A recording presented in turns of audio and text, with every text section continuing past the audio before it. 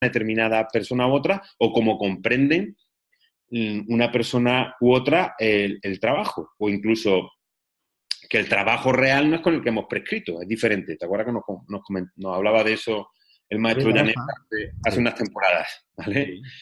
Entonces, ¿qué pasa? Pues que los procedimientos empiezan a derivar. Y derivan, y en el momento en que derivan, pues se convierten en otra cosa. Y ya digo que puede ser otra cosa, más productiva, más segura, Sí. pero del que no tenemos información. Aquí, si estuviéramos ahora haciendo una presentación, podríamos poner aquella imagen típica, por ejemplo, de un parque que tiene una zona ajardinada, que tiene un paso de peatones y que, y que la gente lo que ha hecho es pasar por encima de la zona ajardinada y desgastando el césped, ¿no? Porque les sale más a cuenta pasar por allí que no por el camino que se había marcado previamente, ¿no? Efectivamente. Bastante indicativa de lo que queremos, lo que estamos comentando, ¿no? Sí, las personas que hacen eso lo hacen porque obtienen un beneficio, bien en comodidad, bien porque hay más sombra, bien porque por lo que sea, porque le hace hacer menos rodeo. Sí, sí. Sí, y el diseñador intentó que todo tuviera una determinada simetría y tal. Bueno, pues al final nos damos cuenta de que quizás habría que haber adaptado el parque a las personas y no a un diseño, ¿no? Sí. Y un día también podemos hablar de la gestión de las infracciones, ¿no? De Sí, las normas. ese es un tema muy interesante. Es decir, las normas. ¿Qué pasa cuando no se cumplen las normas? Pues sí, ese Exacto. es un tema.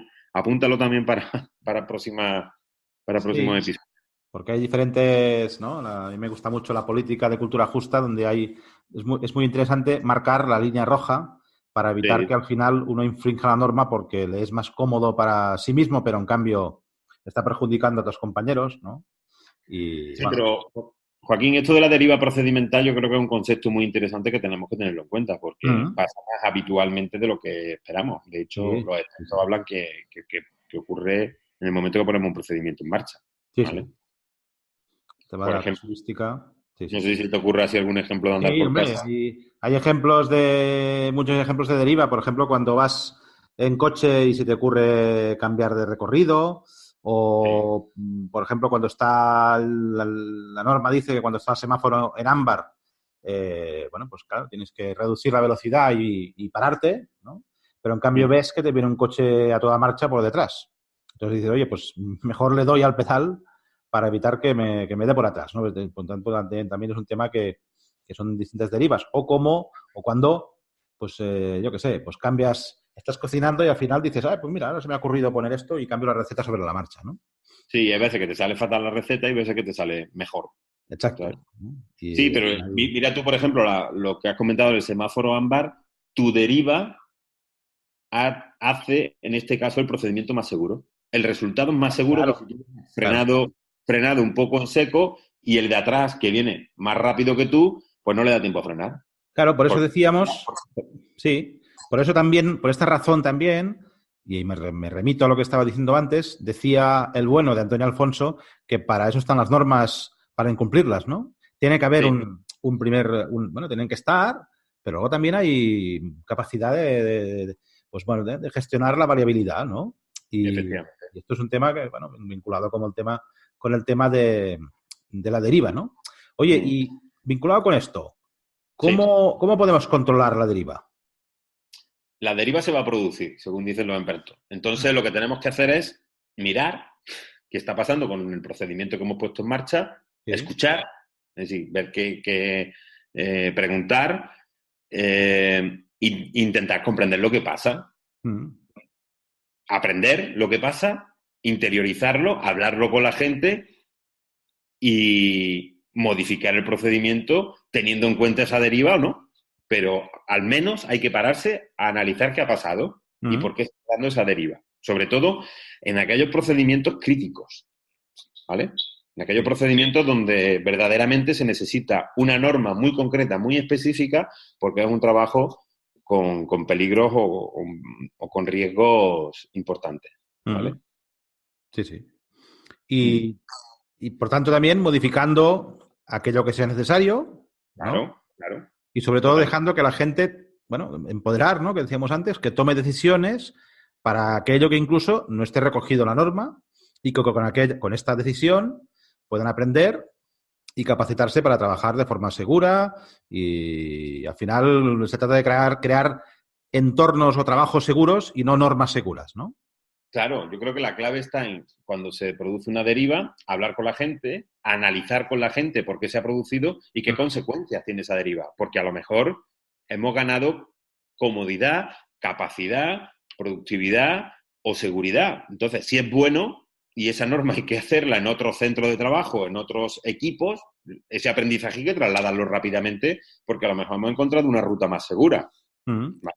Que por el expertise o por el conocimiento de la gente, pues ha surgido. En definitiva, también lo que tú dices es empoderar un poco a saber si se produce en cualquier momento cualquier situación que no sabemos, que es lo que tú comentas, miro por el espejo retrovisor y antes de frenar el semáforo ámbar veo que viene alguien pitando detrás mía, oye, ahí mi empoderamiento de decir, no, voy a pisar el acelerador porque es más seguro pasar en ámbar que pegar un frenazo y que me revienten por detrás, yo y la persona que viene detrás. ¿Vale? Claro. Sí, sí. Las normas que ya están implantadas, yo creo que hay que revisarlas. ¿Vale? Sobre todo las críticas. Muchas veces implantamos la norma y le perdemos un poco la cara a la norma, ¿vale? Y hacerlo de forma periódica con los equipos y con las personas. ¿Vale? Entonces, hay formas de hacer revisión de normas que están muy sistematizadas.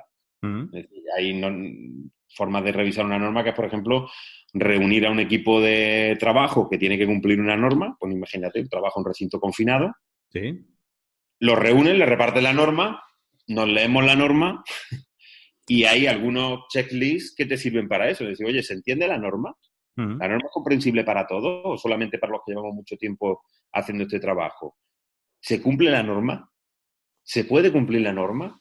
Y esto, pues con diferentes ítems se analiza. Responde cada uno el cuestionario de forma personal y se ponen los resultados en común. Y vemos dónde están los puntos flacos. Oye, es una norma tan técnica, tan técnica, tan técnica que el argot que usa no lo entendemos. Claro.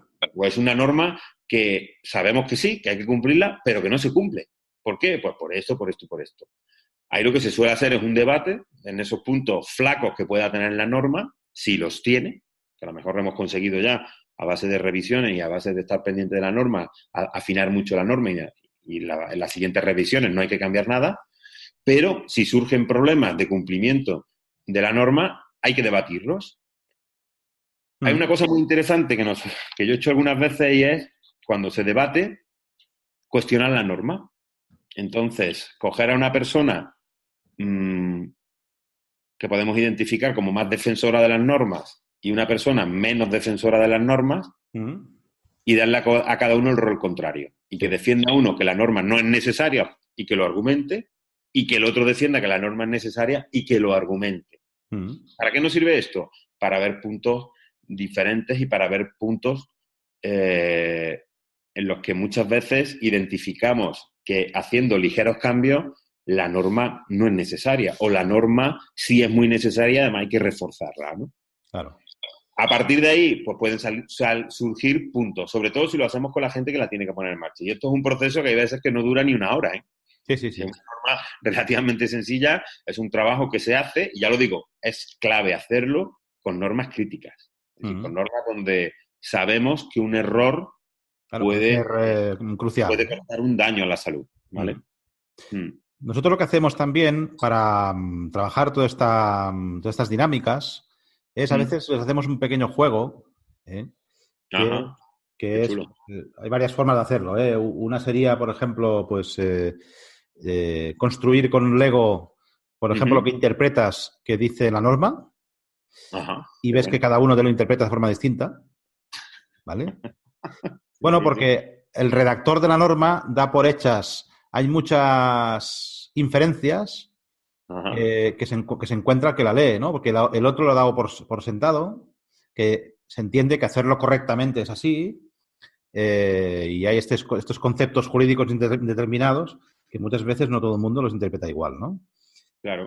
O, por ejemplo, otro juego que es que uno que está atado de manos con una corbata, por ejemplo, tiene que dar instrucciones a un grupo, él está de espaldas al grupo y tiene que indicar a los otros que se hagan el nudo de la corbata como él dice. Sobre todo son gente que no sabe cómo se hace un nudo de la corbata, ¿vale? Entonces también ven cómo cada uno lo interpreta de forma distinta y que muchas veces es muy importante lo que dices de revisar las normas y redactarlas entre todos, sobre todo la gente que las tiene que aplicar, que no las haga una persona que está en un despacho o que sí que las haga, pero que no las hagan sin tener en cuenta los que tienen que aplicarlas, ¿no? Sí. Y con estas dinámicas se dan cuenta de que realmente pues aquello no se acaba de entender, ¿no? Claro. Yo, por ejemplo, nosotros lo hemos hecho en un caso concreto que recuerdo ahora, que me impactó mucho, que eran unos trabajos en altura.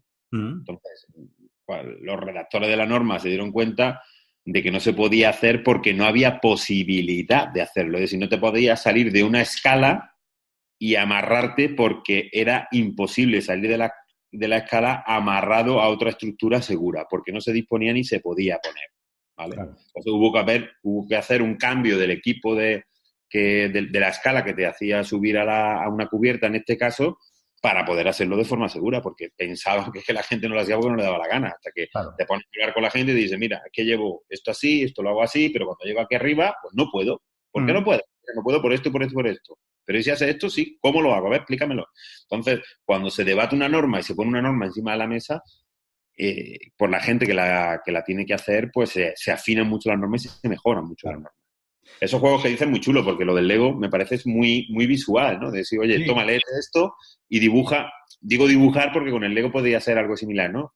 Haz una estructura de qué significa esto. Y ¿sabes? Poniéndolas una al lado de la otra se podría... Sí, ¿sabes qué pasa? Que antes lo hacíamos dibujando, pero cuando dibujas te olvidas cosas. En cambio, cuando lo construyes, luego lo tienes que explicar. Y hay muchas cosas y luego tienes que hacer el think aloud y luego se ven muchas más cosas que no si lo escribes o lo dibujas, ¿no? Por cierto, la norma de este podcast dice que más o menos dura unos 20 minutos. ¿Qué hacemos? ¿Nos lo saltamos o lo dejamos aquí? Yo creo que lo podemos dejar. Nos vamos lo dejamos aquí, ¿no? Damos ejemplo, Joaquín. Damos ejemplo, por cierto. Perfecto. Muy bien. Pues oye, pues nada, yo creo que hoy hemos visto un poco todo el tema de normas y procedimientos. Sí, yo creo que es interesante que reflexionéis sobre cómo estáis gestionando las normas. Las normas no solamente hay que crearlas, hay que gestionarlas y dentro de la gestión está esa mejora preguntándonos qué pasa con la deriva procedimental. Yo creo que es interesante que hagamos esa reflexión. Pues sí. Bueno, damos las gracias a PR La Innovación por el apoyo que supone para nosotros y la difusión de este podcast. Dar las gracias a todas las personas que interactúan con nosotros, bien a través de correo electrónico, LinkedIn, Twitter, que nos recomendáis y que nos dais feedback cuando nos encontramos en eventos, bares o restaurantes. Sí. Y dar las gracias a nuestras familias que un viernes por la tarde pues nos dejan estar grabando a horas intempestivas estos podcasts mientras no estamos con ellos, ¿no?